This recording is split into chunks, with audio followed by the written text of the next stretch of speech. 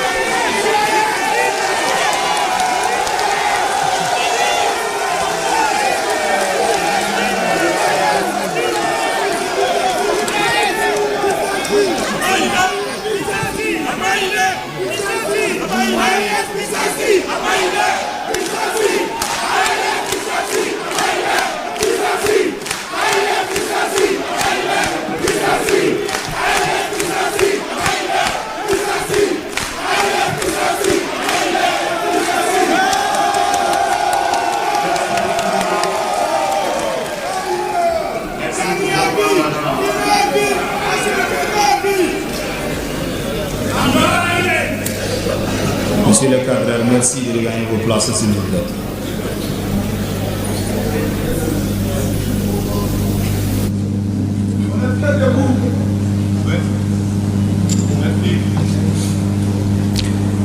Excellence, Monsieur le Président de la Confédération des États du Sahel, avec votre permission, nous allons commencer cette cérémonie.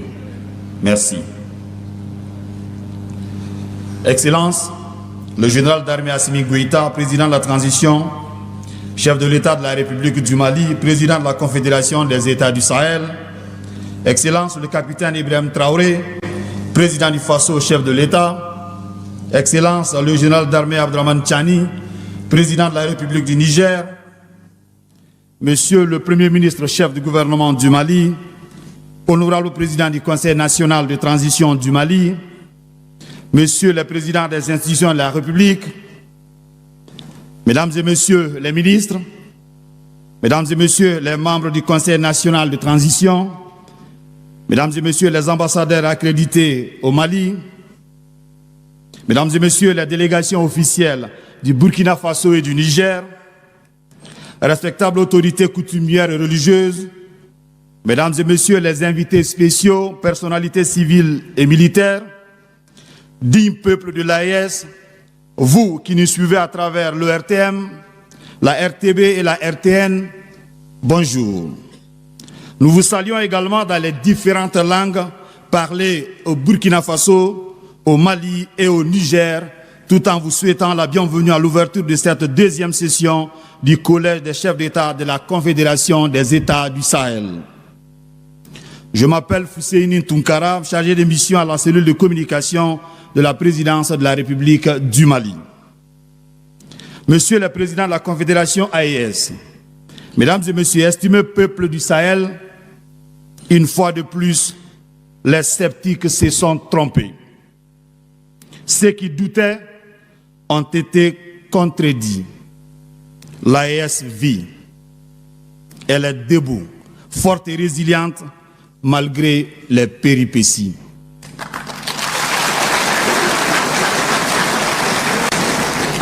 Monsieur le chef d'État du Burkina Faso, du Mali et du Niger, au nom des braves peuples de l'AES, nous vous disons merci.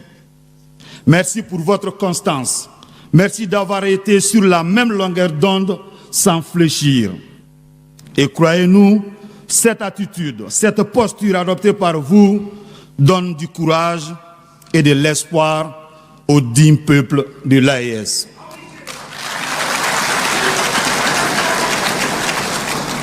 Estimé peuple de l'AES, mesdames et messieurs, après le premier rendez-vous inédit de Niamey le 6 juillet 2024, qui a marqué la naissance d'un nouvel élan de coopération, de souveraineté et de solidarité entre nos nations, nous nous retrouvons aujourd'hui ici à Bamako, dans cette autre capitale du Niger.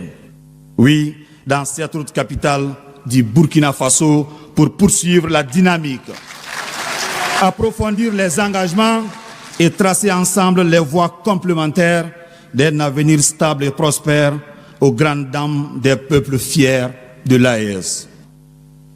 Ces Excellences, Mesdames et Messieurs, la présente cérémonie d'ouverture se déroulera en 4 grandes séquences. La première séquence est consacrée à un intermède musical et la projection d'une vidéo de 5 minutes sur les acquis de l'AES en une année d'existence. La deuxième séquence est dédiée à la série d'interventions des chefs d'État de la Confédération AES selon l'ordre protocolaire ci-après. Son Excellence le capitaine Ibrahim Traoré, président du Faso en premier. Son Excellence le général Abdraman Tchani, président de la République du Niger, suivra. Et enfin, les discours d'ouverture par son Excellence le général d'armée Assimi Goïta, président de la transition, chef de l'État de la République du Mali, président de la Confédération des États du Sahel. Mesdames et Messieurs, estimés peuple de l'AES, pour commencer cette rencontre en beauté, nous sommes avec l'ensemble instrumental du Mali, un groupe de musique traditionnelle et de chorale créé, tenez-vous bien, au lendemain des indépendances, bien sûr, de l'indépendance du Mali en 1961. Dounambaou ou les invités de marque, c'est le titre interprété en 2 minutes. Merci.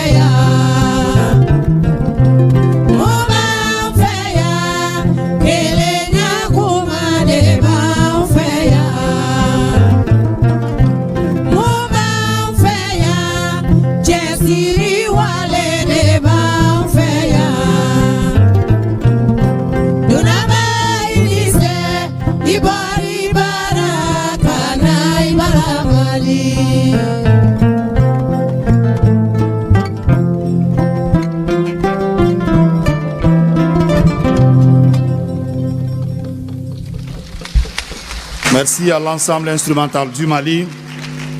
La Confédération des États du Sahel repose sur 3 piliers fondamentaux: la défense et la sécurité, la diplomatie et le développement. Après une année de parcours, la présidence malienne de l'AES a été marquée par de nombreuses réalisations et des actions concrètes. Je vous invite à suivre en images quelques actions concrètes.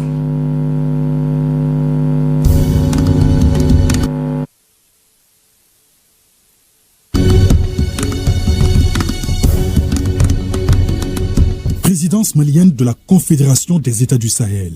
Un travail d'Hercule du général d'armée Assimi Goïta et de ses pairs pour démarrer la grosse machine AES. Tout commence à Niamey le 6 juillet 2024, à l'issue de la première session ordinaire du Collège des chefs d'État. La toute première présidence de la Confédération est confiée au Mali.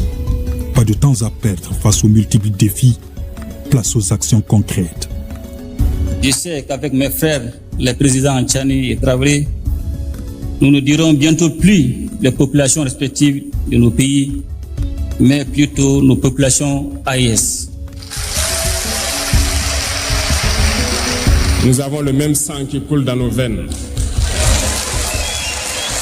Dans nos veines coule le sang de ces vaillants guerriers qui ont combattu et qui ont réservé ces terres que nous appelons Mali, Burkina et Niger. Le sommet objet de notre retrouvaille aujourd'hui est l'aboutissement de notre farouche volonté commune de reconquête de notre souveraineté nationale et de réhabilitation de notre dignité légendaire. Alors, que retenir du bilan de la présidence Goïta à la tête de l'AES? Son premier travail a consisté à l'adoption par le collège de la feuille de route de l'an 1 de la Confédération AES. C'est pour assurer une meilleure coordination des actions et le bon fonctionnement de la Confédération. Sur le plan de la symbolique, un logo officiel et une devise sont adoptés.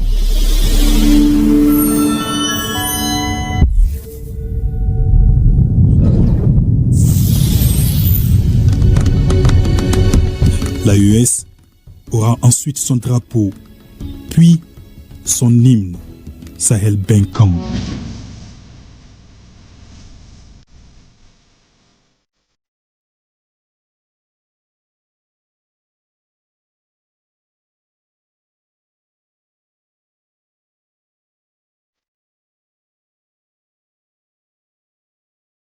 Pour la libre circulation des personnes et des biens, l'AES a lancé en début d'année son passeport biométrique commun. Quelques mois après, suivra la carte d'identité biométrique commune. Parallèlement, le président de la Confédération s'attaque aux trois principaux piliers de l'AES: la défense et la sécurité, la diplomatie et le développement. Sur le volet sécuritaire, la force unifiée de l'AES, forte de 5000 hommes, est aujourd'hui une réalité. Les trois pays œuvrent ensemble à travers des opérations conjointes pour combattre le terrorisme et renforcer la sécurité régionale. Cela avec des capacités aériennes, de renseignement et des équipements partagés, concrétisant une alliance militaire stratégique face aux menaces dans le Sahel dans un contexte géopolitique particulièrement complexe. Sur le théâtre, les succès opérationnels sont sans appel.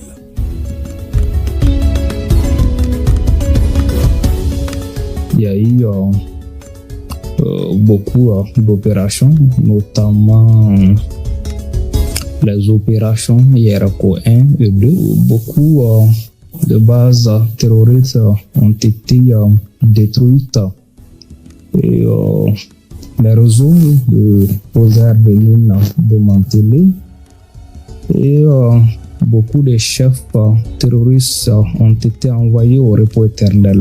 Ces actions ont contribué à diminuer l'influence des groupes armés terroristes dans la zone des trois frontières. Sur le plan diplomatique, l'AES est devenue une réalité géopolitique tangible dans la région. Le Mali, le Niger et le Burkina Faso parlent d'une seule voix sur la scène internationale. Des démarches communes sont entreprises auprès des organisations régionales et internationales. si vous voyez, avec toutes les actions qui ont été entreprises au cours de l'année, avec les différentes concertations que nous avons eues entre ministres des Affaires étrangères, mais aussi avec les autres ministres, progressivement nous arrivons à parler d'une seule voix, à avoir une bonne coordination de notre action. De plus en plus, nous avons aussi des interactions avec des partenaires extérieurs à notre espace, avec lesquels nous avons un dialogue pour établir des éléments de partenariat politique, sécuritaire, mais aussi en matière de coopération. Autre action phare sur le volet diplomatique, la mise en place des sessions confédérales des parlements, marquant une avancée majeure pour un cadre législatif unifié. Sur le chantier de développement, que de réalisations engagées pour une souveraineté économique et le bien-être des populations. Récemment à Bamako, l'AES a finalisé la mise en place de sa Banque confédérale d'investissement et de développement. Le capital initial de la BCID AES s'élève à 500 milliards de francs CFA. C'est un grand pas qui est franchi à partir de cette banque, qui va être le fer de lance, qui va permettre de financer tous les gros investissements structurants, permettre donc au secteur privé de nos 3 États d'avoir en tout cas le meilleur espace physique, en plus de l'amélioration du climat des affaires, pour développer les synergies, développer en tout cas les activités, pour que nous ayons des champions, nous ayons des multinationales qui pourront même exporter leur expérience au-delà de notre espace.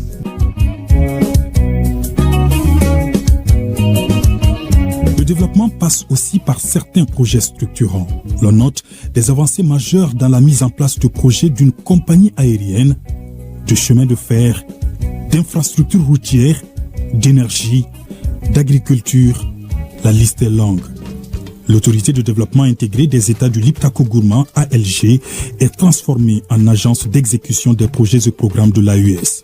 Déjà, un prélèvement confédéral est mis en place pour dégager les ressources internes visant à financer différents projets majeurs. Dans un contexte de guerre informationnelle et de cabale médiatique, l'AES décide de lancer son groupe de médias pour déconstruire les narratifs impérialistes et promouvoir la vision commune de la Confédération. Bientôt, la radio Dandé Liptako, la voix du Liptako, émettra depuis Ouagadougou. La télévision AES, à partir de la capitale malienne, et très prochainement, l'agence de presse à Niamey. La dynamique AES sous la présidence malienne, que d'événements et d'activités menées ensemble dans les 3 pays, avec de fortes mobilisations autour de la culture, des sports et de la jeunesse, de l'entrepreneuriat, de la promotion de la femme, de la justice et des droits de l'homme, de l'éducation et de la santé. Des initiatives communes, un seul objectif face aux défis, le bonheur des populations de l'AES. Un espace, un peuple, un destin.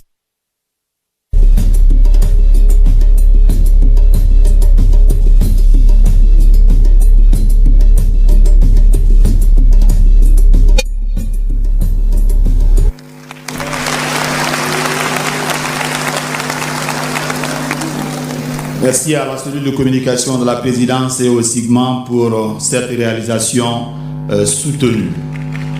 Nous saluons parmi nous la présence de Dioncounda Traoré, ancien président de la République du Mali. Professeur, merci d'être là. Conformément au programme, nous allons entamer la série des interventions. Excellence le capitaine Ibrahim Traoré, président du FASO, chef de l'État, nous vous prions de bien vouloir prendre la parole. Merci.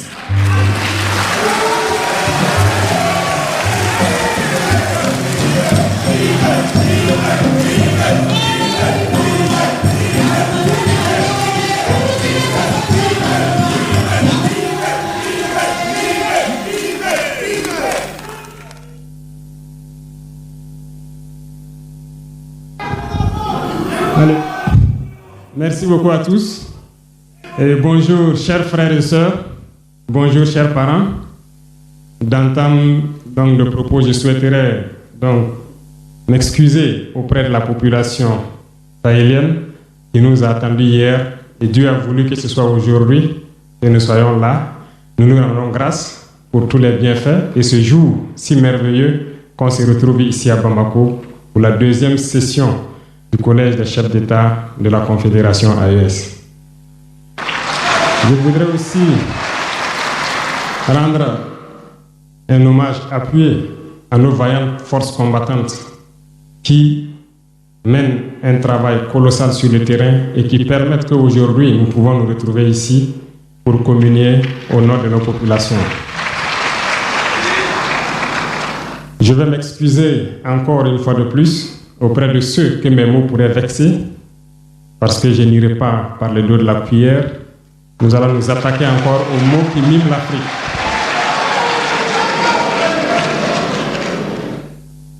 Vous avez certainement tous déjà entendu parler du printemps arabe. Ce phénomène qui a bouleversé la géopolitique du monde arabe, en commençant par le Maghreb, en Afrique et jusqu'en Asie, qui s'est manifesté avec des conséquences souvent désastreuses, des morts et des divisions par endroits, et des bouleversements politiques sans précédent dans d'autres endroits. Et je pense que tous les Africains devraient comprendre qu'est-ce que c'est que ce phénomène, d'où il vient, et qu'est-ce qu'il faut faire pour se prémunir d'un tel phénomène. Malheureusement, nous sommes au regret de constater que certains Africains ne se réveillent pas. Et ce que je vais dire n'est que ma pensée à moi, mon analyse, c'est qu'il y a quelque chose qui vient sur l'Afrique de l'Ouest, que j'ai appelé l'hiver noir. L'hiver noir arrive. Il sera un hiver très froid, un hiver sanglant, un hiver meurtrier. Vous allez me poser des questions, pourquoi? Eh bien, en fondant la Confédération de l'AES, nous avons senti ce froid venir. Et tous les jours que Dieu fait, nous nous évertuons à trouver des troncs d'arbres pour allumer un feu qui va réchauffer le cœur des Africains, un feu qui va réchauffer les mentalités et le sang des Africains pour nous unir autour. Nous nous sommes évertués également à faire la chasse aux loups pour essayer d'utiliser leur peau pour faire des manteaux pour nous protéger du froid de l'hiver. Nous nous sommes évertués à construire des montagnes, de grandes montagnes pour briser le vent de l'hiver qui devrait s'abattre sur nos communautés. Malheureusement, force est de constater que certains Noirs sont là tous les jours à arroser nos troncs d'arbres d'eau fraîche pour qu'ils ne puissent pas brûler. Ils se transforment en loups ou font en sorte que nous, chasseurs de loups, nous ne puissions pas surprendre le loup. Lorsque nous voulons construire nos montagnes, ils brisent les cailloux pour que nous ne puissions pas arriver. Pourtant, l'hiver arrive. Et quand l'hiver viendra, devrions-nous permettre à ceux-là qui combattent de venir se protéger avec nos manteaux qu'on a confectionnés, avec les montagnes qu'on a construites pour nous protéger des vents, ou encore se réchauffer avec nous autour du feu. Telle est la question qu'il faut qu'on se pose. Qu'adviendra-t-il donc du panafricanisme quand l'hiver viendra? L'hiver viendra parce que la guerre se transporte en Afrique de l'Ouest. Les impérialistes font tout pour mettre l'Afrique de l'Ouest à feu et à sang. Mais du sommet de l'État jusqu'à certaines populations, soit nous faisons semblant de ne pas voir venir le danger, ou bien nous sommes nous-mêmes complices de ce qui va arriver. Le chaos pourrait s'installer. Je dis bien pourrait s'installer. Beaucoup de gens pourraient mourir. Nous allons nous entretuer de manière tellement atroce que pendant ce temps, ils seraient là à piller nos richesses, à imposer leur volonté. Et ceux qui vont survivre de cette tragédie n'auront que deux choix. Soit s'unir pour toujours contre l'impérialisme ou se résumer à être des esclaves jusqu'à disparaître. Il faut donc se prémunir de l'hiver noir qui vient. Nous ne pouvons pas comprendre que les Noirs en Afrique de l'Ouest ici prient Dieu que les terroristes tuent des populations noires. Nous ne pouvons pas comprendre que des chefs d'État lâches se cachent derrière des médias, soi-disant médias, pour décourager, insulter, activer la haine entre les populations. Ces individus qui sont sur leur plateau, qui tous les jours du matin au soir crachent leur venin toxique pour attiser la haine entre les communautés, ils sont généralement très vilains. Avec leur gueule de musaraigne, ils ne savent que faire cela. Regardez-les bien. Ils sont là avec des yeux de drosophiles sauvages. Tous les jours, c'est cracher du venin. Ils cherchent à diviser les communautés. Sur les réseaux sociaux, ils sont là et ils sont nombreux. Pourquoi est-ce que nous, Noirs, cherchons à cultiver la haine entre nous? Et par hypocrisie, on se dit frère.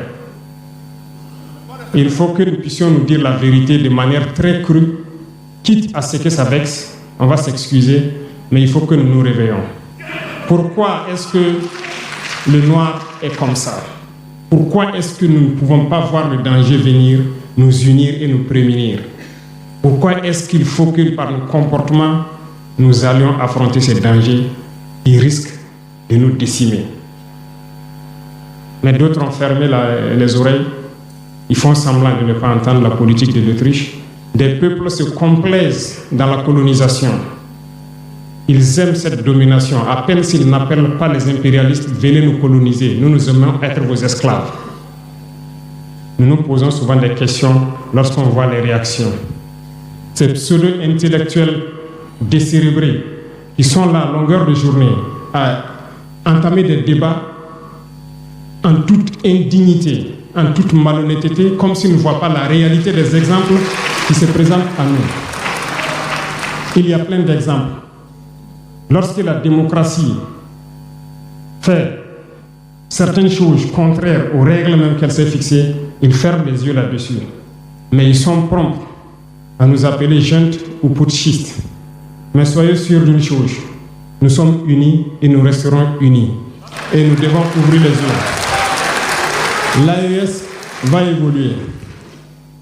Tout n'est pas forcément rose. Tout ne peut pas aller au rythme que nous souhaitons.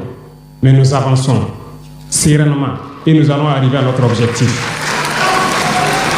Et quand viendra l'hiver, si il faille que nous passions par l'hiver pour être libres, pour être unis, nous prions Dieu qu'il en soit ainsi et qu'il protège nos populations. Sinon, une chose est sûre, l'AES vaincra, l'AES grandira. Restez sereins parce que nous avons confiance en nos populations. Nous avons confiance en vous, que vous compreniez qu'aucune manipulation ne peut aujourd'hui nous diviser entre nous. Aucune manipulation ne peut nous amener à haïr d'autres personnes. Aucune manipulation ne doit nous amener à riposter d'une manière violente, physique, face à ces individus qui n'ont absolument rien compris. Restez sereins, ne ripostez pas physiquement, nous riposterons par la communication jusqu'à ce qu'ils changent eux-mêmes de mode d'action et nous allons aussi riposter en fonction du mode d'action. Restez sereins, Dieu protégera l'AES. Dieu vous protège tous, toutes les populations de l'AES. Dieu vous accompagne tous dans vos objectifs. Et Dieu, qui est si juste, se bat pour ceux qui se battent. Nous nous battons. Nous sommes une population résiliente, la plus résiliente de la sous-région. Personne n'aurait cru que vous pouvez supporter ce que vous êtes en train de vivre. Nous allons vaincre le terrorisme, nous allons nous développer et nous allons nous affirmer. Nous allons avoir notre place dans le concert du monde. Que Dieu bénisse l'AES, que Dieu bénisse notre population résiliente et résistante. Que Dieu nous unisse davantage, la patrie ou la mort.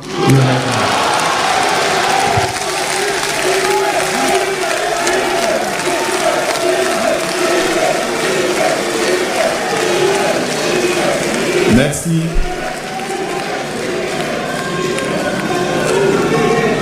Merci. Excellence, merci pour cette prise de parole. Vous nous avez rappelé que l'avenir du Sahel se construit par des fils et des filles conscients de leurs responsabilités envers la patrie. Recevez toute notre gratitude. Après l'intervention de son Excellence le Président du Faso, il nous revient maintenant d'écouter une autre voix majeure de l'AES. J'ai l'honneur et l'agréable devoir d'inviter son Excellence le général d'armée Abdourahmane Tchani, Président de la République du Niger, pour son intervention.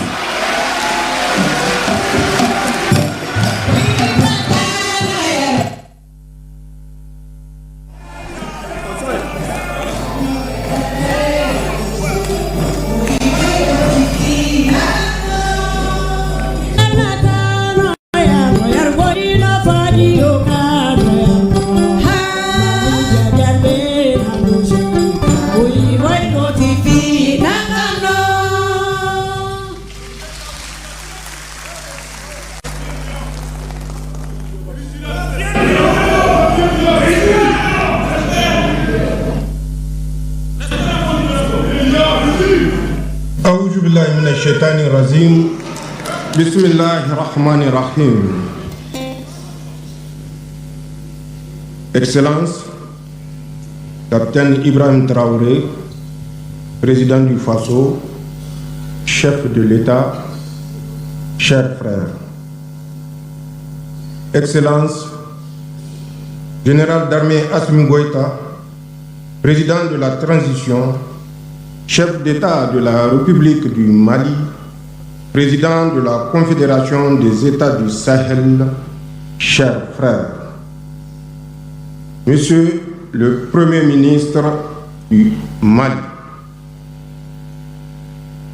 Excellence, Monsieur l'ancien Président de la République du Mali, Monsieur le Président du Conseil national de la transition du Mali, Mesdames et Messieurs, les ministres des pays membres de la Confédération des États du Sahel, Mesdames et Messieurs, les membres des délégations présentes à la deuxième session du Collège des chefs d'État de la Confédération des États du Sahel, Mesdames et Messieurs, les ambassadeurs, honorables invités, distingués participants, Mesdames et Messieurs, je tiens, au nom de la délégation qui m'accompagne, à exprimer au gouvernement et au peuple malien mes vifs et sincères remerciements ainsi que ma profonde gratitude pour l'accueil fraternel et la généreuse hospitalité typiquement sahélienne dont nous sommes l'objet depuis notre arrivée dans cette belle ville de Bamako. Mesdames et Messieurs, après le sommet historique de Niamey du 6 juillet 2024, consacrant l'avènement de la Confédération des États du Sahel, nous voici réunis aujourd'hui à Bamako à l'occasion de la deuxième session du Collège des chefs d'État pour, ensemble, renouveler notre ferme engagement à poursuivre et consolider l'œuvre irréversible de construction de notre Confédération. Mesdames et Messieurs, cette session qui intervient dans un contexte mondial en pleine effervescence, marqué par des défis complexes et multiformes, est l'occasion, d'une part, de rappeler les enjeux de l'heure et les défis auxquels nous faisons face pour ainsi mieux comprendre le sens de notre combat commun et raffermir la détermination des peuples de la Confédération AES à se battre victorieusement pour leur dignité et leur développement. D'autre part, de mesurer le chemin parcouru depuis un peu plus d'1 an par notre Confédération, en dépit de toutes les adversités internes et externes auxquelles nous faisons face. Elle est enfin l'occasion d'envisager collectivement les perspectives qui sont les nôtres pour plus de progrès dans l'opérationnalisation de notre confédération et afin de répondre aux aspirations légitimes de nos populations. Mesdames et messieurs, depuis le 18 août 2020 au Mali, le 30 septembre 2022 au Burkina Faso et le 26 juillet 2023 au Niger, nos trois pays ont décidé individuellement puis collectivement avec la création de l'Alliance des États du Sahel du 16 septembre 2023, transformée en confédération le 6 juillet 2024, de prendre leur destin en main. Cette décision, nous l'avions prise en toute responsabilité et en pleine connaissance des enjeux et des défis qu'elle comporte, ainsi que de toutes les conséquences qui y sont potentiellement attachées.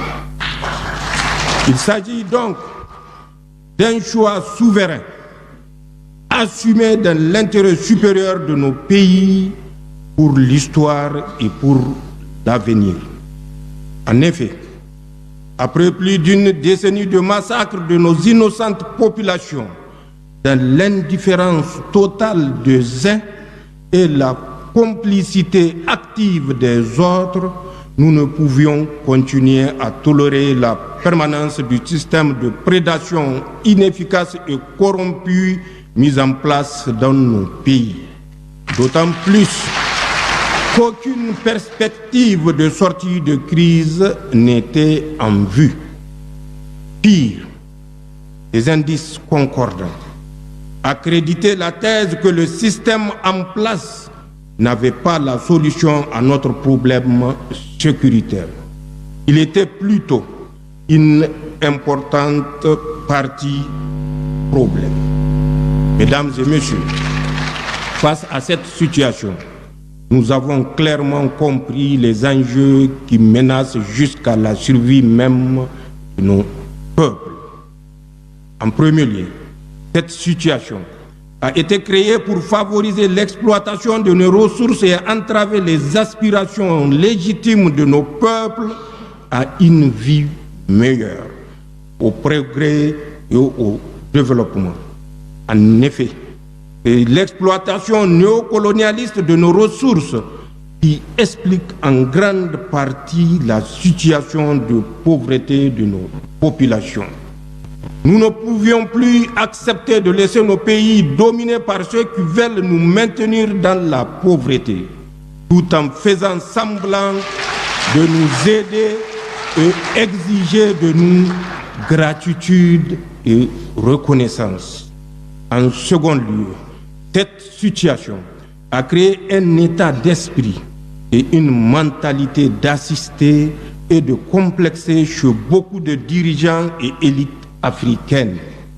De ce fait, des contrats léonins ont été imposés à nos pays et un réseau complexe d'influence et de contrôle a été mis en place pour contrôler nos sociétés. C'est cette même mise multiforme qui explique le comportement de certains ressortissants de l'AES et des Africains complexés qui nous combattent au lieu de défendre leur peuple meurtri, pillé et humilié.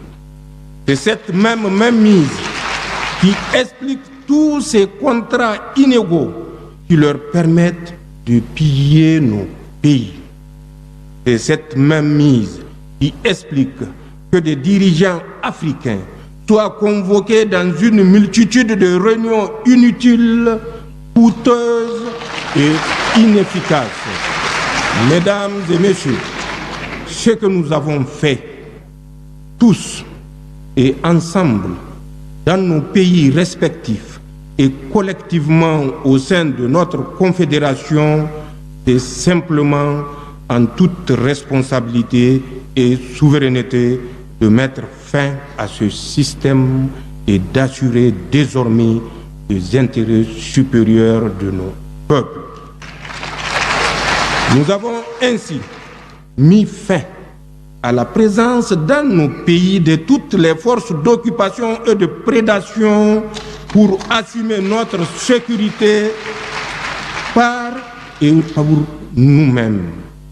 Cela parce que l'expérience vécue a forgé notre conviction que personne ne le fera à notre place. Ce que nous avons fait, c'est d'assumer notre souveraineté pleine et entière. Aucun pays, aucune organisation internationale et aucun groupe d'intérêt ne décidera encore pour nos pays, Inch'Allah. Désormais, les décisions qui concernent nos peuples se prennent à Ouagadougou, à Bamako, à Niamey, sur le territoire confédéral, par les autorités de la Confédération et pour les citoyens de la Confédération et nulle part ailleurs. C'est le plus grand héritage que nous puissions léguer aux générations futures et que nous devrons tous garder jalousement. Notre conviction est qu'il n'y a pas de progrès, il n'y a pas de développement sans indépendance véritable, sans souveraineté pleine et entière.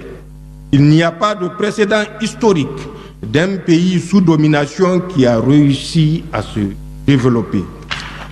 Seuls des États véritablement souverains élaborent des politiques publiques à même d'impulser le progrès et le développement.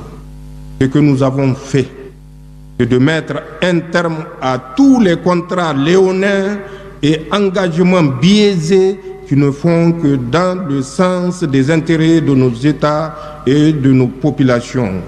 Désormais, les seuls contrats que nous motivent sont ceux qui préservent les intérêts de nos pays. Mesdames et messieurs, vous comprenez bien que dans ces conditions, nous ne pouvons que nous attendre à l'adversité de ceux qui, par le passé, décidaient pour nos pays, de ceux qui ont pillé nos ressources, ainsi que de tous ceux qui profitent de cette situation, citoyens africains ou personnes étrangères à notre espace. C'est ainsi qu'il faut expliquer leur acharnement à nous combattre et leur détermination à briser notre élan pour nous soumettre. C'est ainsi qu'il faut expliquer la guerre de communication qu'ils livrent dans le but de discréditer nos institutions et leurs dirigeants, de saper le moral de nos troupes résolument engagées au combat, de créer des conflits intercommunautaires. C'est ainsi qu'il faut enfin comprendre les tentatives d'isoler telle ou telle localité, de couper l'approvisionnement de telle autre entité, de saboter ou détruire les installations économiques de nos pays.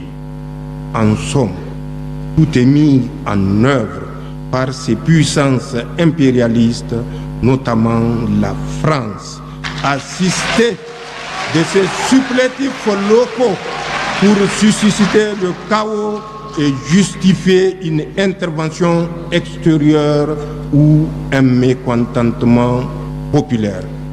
Cependant, toutes ces manœuvres perfides ont échoué et échoueront toujours, Inch'Allah, car elles trouveront en face des peuples sahéliens dignes, vigilants, résilients et encore plus déterminés à prendre leur destin en main.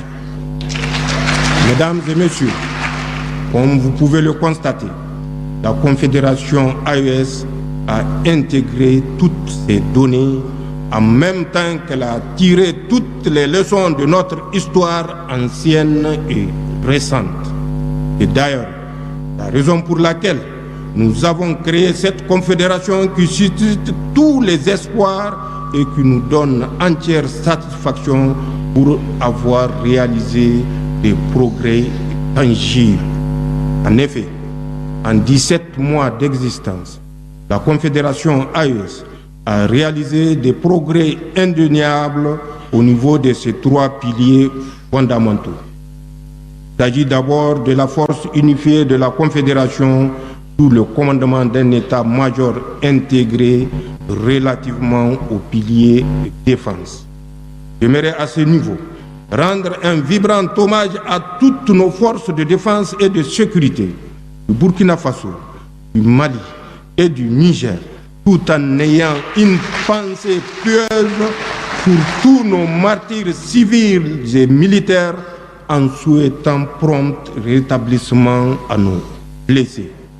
Il s'agit ensuite de la coordination de notre diplomatie qui parle désormais d'une seule voix. Il s'agit enfin de la création de la grande banque d'investissement de la Confédération relativement au pilier du développement.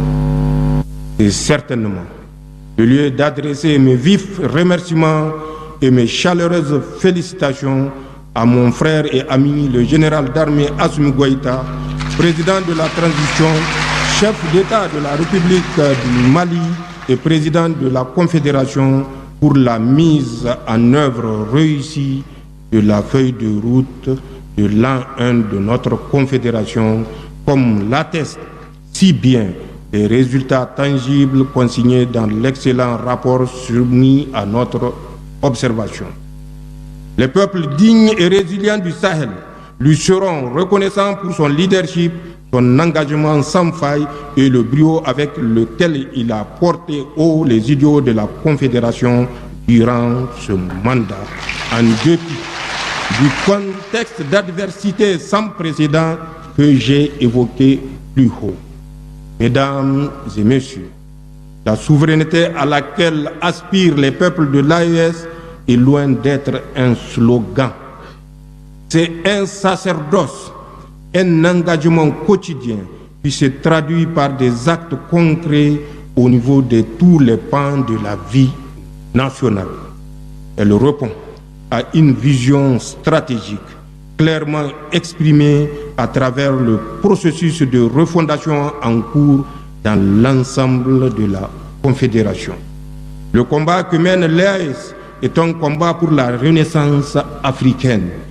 Il porte en lui les germes d'une Afrique libre et souveraine dont l'AES est l'embryon.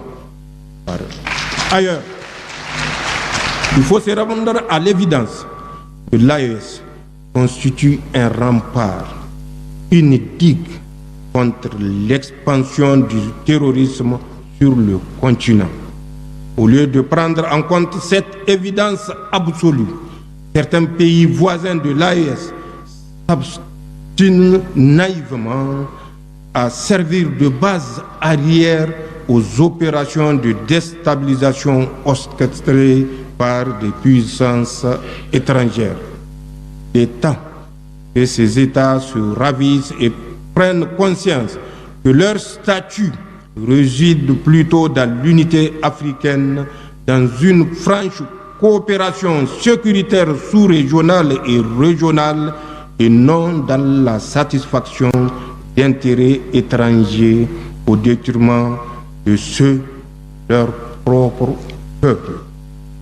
Mesdames et messieurs, au Sahel, nous avons fait de la sécurité un choix stratégique prioritaire contre tout autre dictat politique étranger incompatible avec nos valeurs socio-culturelles. Il y va de l'existence même de nos pays en tant que nation, car la crise sécuritaire qui sévit chez nous constitue une menace existentielle. Comme l'a dit si bien Cheikh Anta Diop, la sécurité précède le développement. Au Sahel, il n'est pas exagéré de dire que la sécurité précède tout. Je dis bien tout. Pour terminer, mesdames et messieurs, je tiens particulièrement à saluer le travail remarquable accompli par les ministres et les hauts fonctionnaires qui, durant tout le processus préparatoire de la présente session du Collège, n'ont ménagé aucun effort pour soumettre à notre examen des documents de travail de qualité ainsi que des instruments juridiques pertinents qui nous permettront de consolider l'architecture institutionnelle et normative de notre confédération. Vive la Confédération des États du Sahel, vive la solidarité entre le peuple de l'AES, vive l'Afrique libre et souveraine. Je vous remercie. Merci.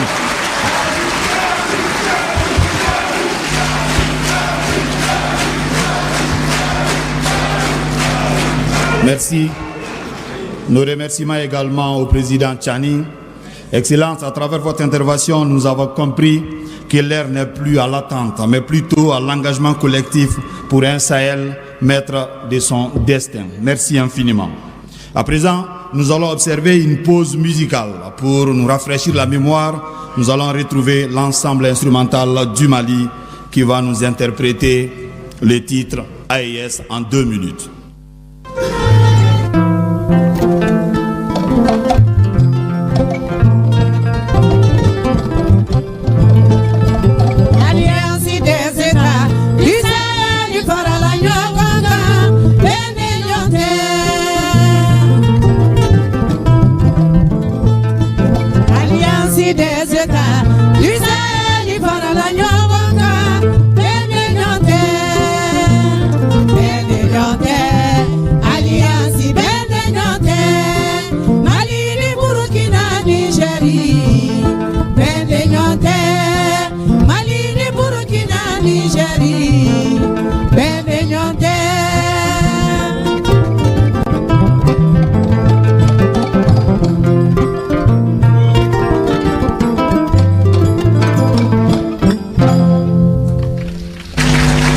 Merci à l'ensemble instrumental du Mali. Une précision du protocole de la République. Après le discours d'ouverture, tout le monde reste sur place pour le départ des chefs d'État. Les ministres qui sont concernés par le huis clos vont emprunter un bus juste à la porte et les ministres concernés sont priés de sortir ensemble. Ces excellences, mesdames et messieurs, estimés peuple de l'AES, pour l'ouverture solennelle de cette deuxième session du Collège des chefs d'État de la Confédération des États du Sahel, j'ai l'insigne honneur d'inviter son Excellence le général d'armée Assimi Goïta, président de la transition, chef de l'État de la République du Mali,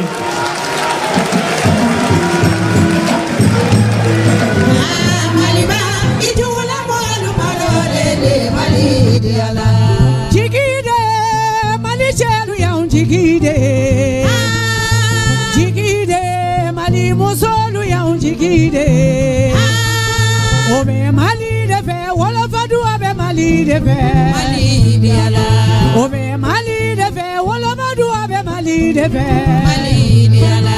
Ah Mali ba, itula malu malole de Mali diala. Qu'il vous plaise de prendre la parole. Merci.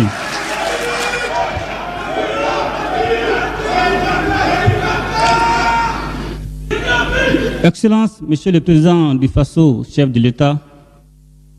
Excellence, Monsieur le Président de la République du Niger, chef de l'État. Monsieur le Premier ministre, Monsieur le Président du Conseil national de transition, Monsieur le Président des institutions de la République, et professeur Djangouna Traoré, ancien président de la République du Mali.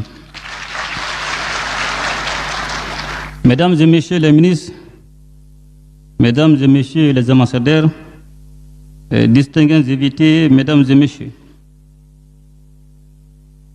je voudrais avant tout propos souhaiter la chaleureuse bienvenue chez vous, au Mali, terre de la Djatiguia, à mes frères, les excellences, le capitaine Ibrahim Traoré, président du FASO, chef de l'État,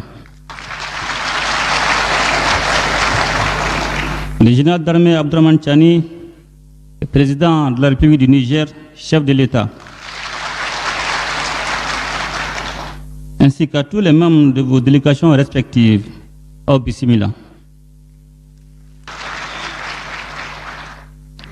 Le peuple malien est particulièrement honoré de vous recevoir une fois encore à Bamako, à l'occasion de la deuxième session du Collège des chefs d'État de la Confédération des États du Sahel, AES. Permettez-moi de rappeler le contexte qui a présidé à la création de notre confédération en 2023. Le pays frère du Niger faisait face à une menace existentielle provenant, hélas, de certaines initiatives portées par des pays africains. Conscient du danger qu'une telle démarche faisait peser sur l'ensemble du Sahel et convaincu que seule l'union permettrait de surmonter nos épreuves, nous avons décidé de constituer un front commun afin d'éviter que ne se reproduise dans notre espace le scénario tragique survenu en Libye en 2011. Ce fut là l'une des premières expressions majeures de solidarité au sein d'une AES alors naissante. Par la suite, le 6 juillet 2024 à Niamey, l'AES, dans sa forme actuelle, a été instituée.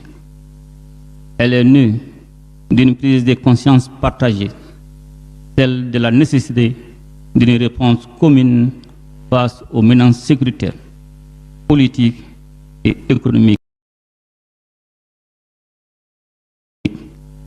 qui affectent la stabilité de notre espace confédéral, notamment les groupes armés terroristes, le banditisme transfrontalier, ainsi que les diverses formes d'ingérence extérieure.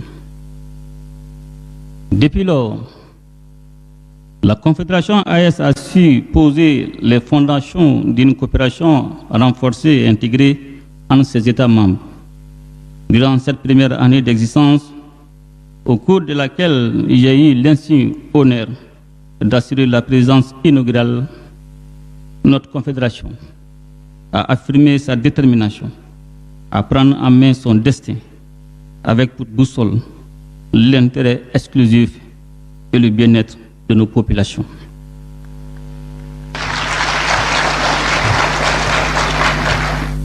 Je tiens à cet égard à saluer l'engagement sans faille de nos voyantes populations confédérales qui ont très tôt compris les enjeux de notre combat et nous ont accompagnés par des actes concrets. Leur remarquable résilience, saluée par certains et incomprise par d'autres, n'est que le reflet de leur adhésion à nos choix stratégiques et aux idéaux portés par l'AES. Je souhaite également rendre un hommage appuyé à la diaspora de l'espace confédéral qui n'est pas demeurée en marge des mutations en cours. Elle s'est mobilisée par des actions de sensibilisation, de contribution et de soutien autour des objectifs de notre confédération. J'ai saisi enfin cette occasion pour exprimer ma profonde gratitude à mes frères, leurs excellences, le président Traoré Tchani, pour leur solidarité agissante à l'égard de la population malienne qui, depuis l'annonce de la tenue de cette deuxième session, subit un terrorisme économique d'une ampleur sans précédent, dont l'objectif est de pousser nos braves populations à la révolte. Malgré cette campagne néfaste, l'AES tient et tiendra face à l'adversité. Il y va de notre survie. Excellences, Messieurs les Présidents, Mesdames et Messieurs et distingués invités, je voudrais à présent faire un bilan des acquis de la Confédération AIS autour de ces trois piliers: défense et sécurité, diplomatie, développement. Sur le plan sécuritaire, la coordination entre les forces armées des États membres est devenue une réalité dès les premiers jours de la création de l'AIS. Des progrès significatifs ont été enregistrés, permettant entre autres un contrôle renforcé des zones frontalières et une amélioration de la sécurité à l'intérieur de nos États, réduisant considérablement la liberté d'action des groupes armés terroristes. Grâce à l'engagement et au professionnalisme de nos forces de défense et de sécurité, plusieurs milliers de terroristes ont été neutralisés, des centaines de sanctuaires détruits et des quantités importantes d'équipements ont été saisis. Je me réjouis par ailleurs du déploiement progressif de la force unifiée de la Confédération AIS, appuyée par des projets de protocoles et des modalités pratiques désormais définies, en vue de répondre efficacement aux défis sécuritaires. Notre Confédération demeure résolument engagée à développer ses propres capacités militaires et sécuritaires en consolidant la force unifiée AIS et en renforçant la coordination interarmée. Au-delà d'actions strictement militaires, des initiatives civilo-militaires ont été entreprises dans les zones libérées afin de restaurer l'autorité de l'État, renforcer la coopération entre les forces de défense et les populations et favoriser la cohésion sociale. Ainsi, je voudrais rendre un vibrant hommage à toutes les victimes civiles et militaires tombées sous les coups de la barbarie humaine. À leur mémoire, je vous demande d'observer une minute de silence.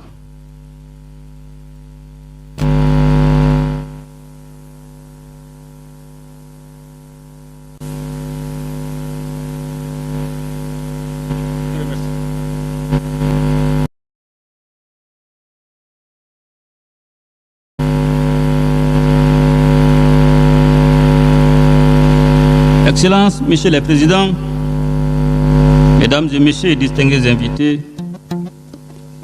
sur le plan diplomatique, la Confédération AIS a émergé dans un environnement géopolitique complexe, marqué par les retours des rapports de force, les jeux d'influence et les tentatives d'ingérence.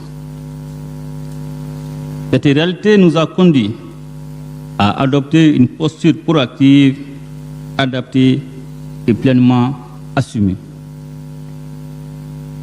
Grâce à la cohérence de ses positions et à l'efficacité de son action, la Confédération AIS a progressivement su s'imposer sur la scène régionale et internationale en tant qu'entité.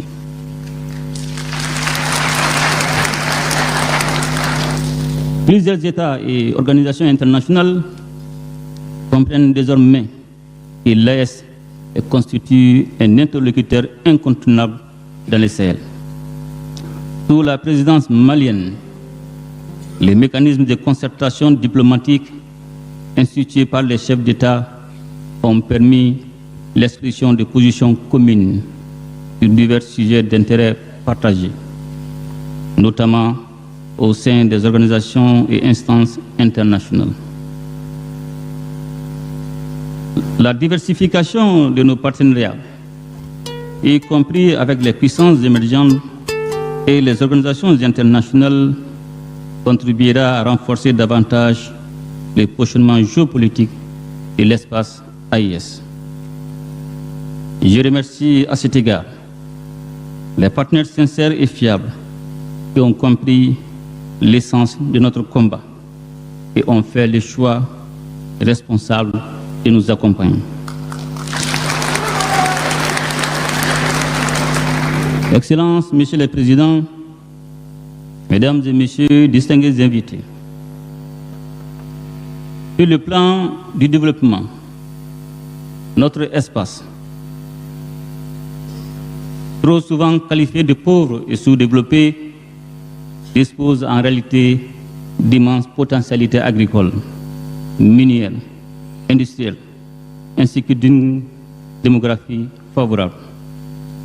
Notre ambition est de bâtir un développement harmonieux fondé sur l'exploitation souveraine de nos ressources au profit exclusif de nos populations et sur la valorisation de notre patrimoine culturel. À cet effet, des initiatives structurantes ont été engagées, notamment la création de la Banque confédérale pour l'investissement et le développement, dotée d'un capital initial de 500 milliards de francs CFA, ainsi que la mise en place du prélèvement confédéral qui constitue des leviers majeurs de financement de nos projets. La télévision AIS que nous venons d'inaugurer contribuera au renforcement des liens entre nos populations et la lutte contre la désinformation dont notre confédération fait l'objet depuis sa création.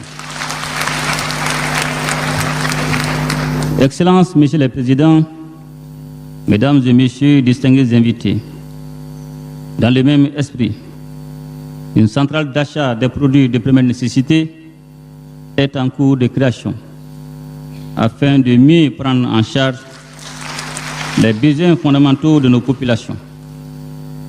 Par ailleurs, afin de faciliter la libre circulation des personnes et des biens dans notre espace, des documents de voyage tels que le passeport AES, la carte biométrique AES ont été mis en circulation.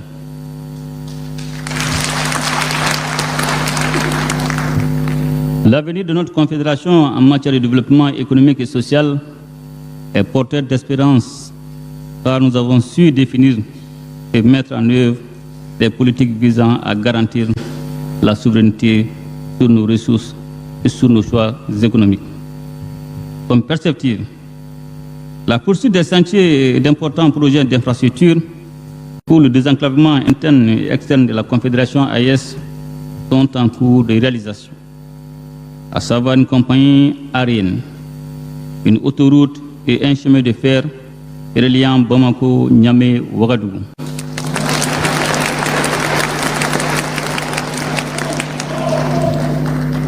Les protocoles additionnels élaborés et relatifs aux piliers défense et sécurité, diplomatie et développement, ainsi qu'aux sessions confédérales des parlements, complètent et renforcent l'architecture institutionnelle de la Confédération AES, et conformément au traité du 6 juillet 2024 portant création de la Confédération des États du Sahel, AES.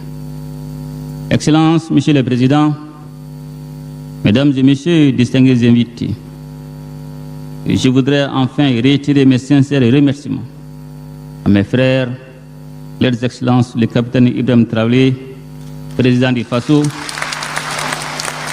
chef de l'État, et le général d'armée Abdourahmane Tiani,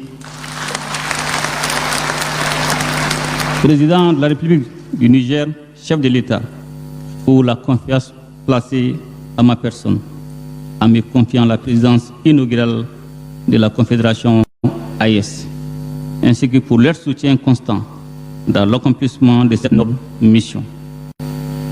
Les acquis enregistrés en matière de rétablissement de la paix, de renforcement de la sécurité, de lutte contre le terrorisme et le développement, et de défense des intérêts de l'AES sur la scène internationale répondent aux aspirations légitimes de nos populations. Avec le soutien de nos peuples unis et solidaires, nous réussirons. Sur ces mots, je déclare ouvert les travaux de la deuxième session du Collège des chefs d'État de la Confédération AES. Je vous remercie.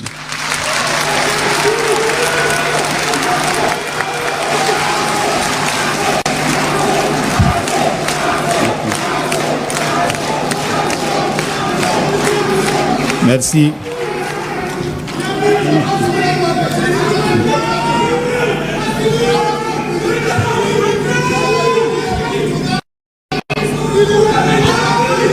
Merci infiniment. Merci à vous. Des mots de remerciement.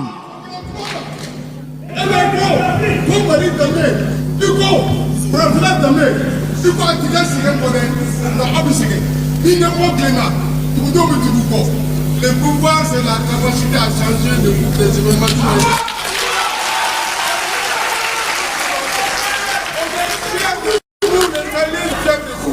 Parce que vous vous battez jour et nuit jusqu'à l'ultime.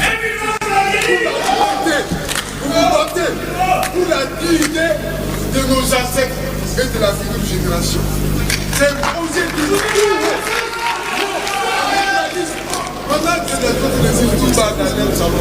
Merci, Soumano. Merci beaucoup.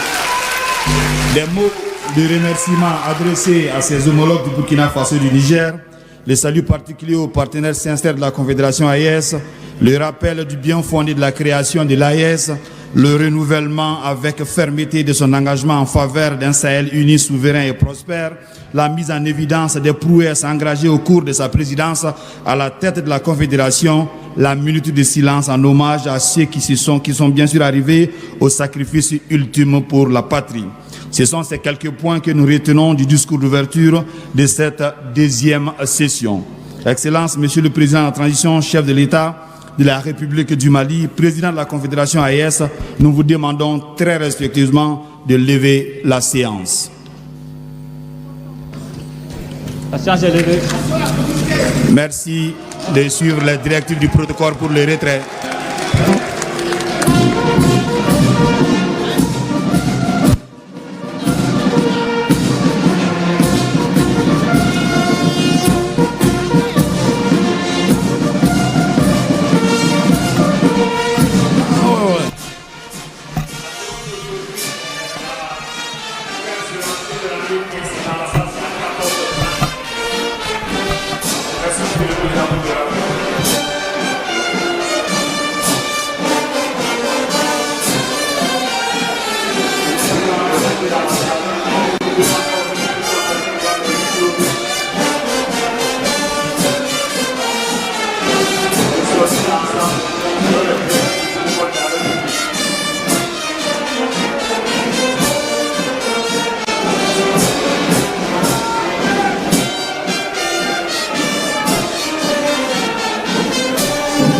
La cérémonie de clôture, c'est à 15 heures.